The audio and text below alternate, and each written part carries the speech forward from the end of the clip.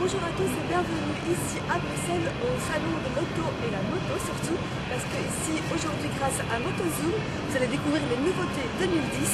Suivez-moi. Nous sommes chez Kawasaki et on va vous parler de la nouvelle moto Z1000. C'est bien ça, pourquoi est-elle nouvelle en fait? C'est une moto tout à fait modifiée en fait. Même le moteur, le déplacement a augmenté de 50 cc. Aussi le design a complètement été modifié. Et en fait, les ingénieurs Kawasaki, ils ont eu la liberté, je dirais, de faire une toute nouvelle moto. Elle porte encore le nom Z1000, mais ça se limite à ça. Pourquoi on va changer de nom alors? Parce que la Z1000, c'est quand même un nom très mythique. On le tourne en 73 en fait. Donc Z1000 relancé en 2003, après 30 ans. Maintenant, troisième version depuis 2003. Et je dois dire quand même une moto au niveau performance, au niveau esthétique, au niveau puissance, tout intégré. Justement, en plus de ça, quels sont vos points forts?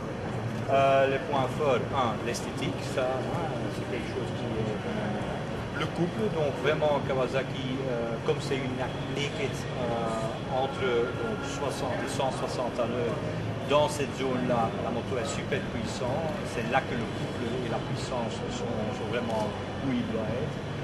Aussi au niveau ergonomie, au niveau freinage, le châssis. Donc la moto a complètement été modifiée. Alors ça fait des nouveautés, il y en a une autre aussi qu'on va parler, c'est laquelle? La GTR, la 400 GTR, une moto qui a été lancée en 2008 et quand même déjà un relift. Surtout au point technique et point électronique et au point sécurité et environnement. Alors ici c'est le deuxième modèle que vous m'avez parlé. Oui. On continue. Tout à fait, tout au début déjà un peu l'esthétique, mais peut-être pour les gens moins visibles, nous on le voit comme on est toujours tout le temps dedans, mais surtout au niveau électronique et au niveau équipement. Je parle par exemple du système K-Act qui est un système ABS mais où on a deux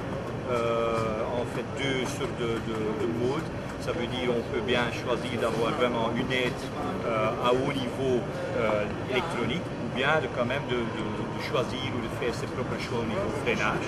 On a aussi le système K-Trick qui est un système qu'on a le K-Trick, qui est un système de traction control en fait, donc un système qui gère sur 3 paramètres, donc pas simplement l'allumage et l'injection, mais aussi en fait la rentrée d'air, ce qui fait que c'est un système très souple. Et quand même aussi on a déjà fait essayer la moto par la police et ils disent que c'est fantastique.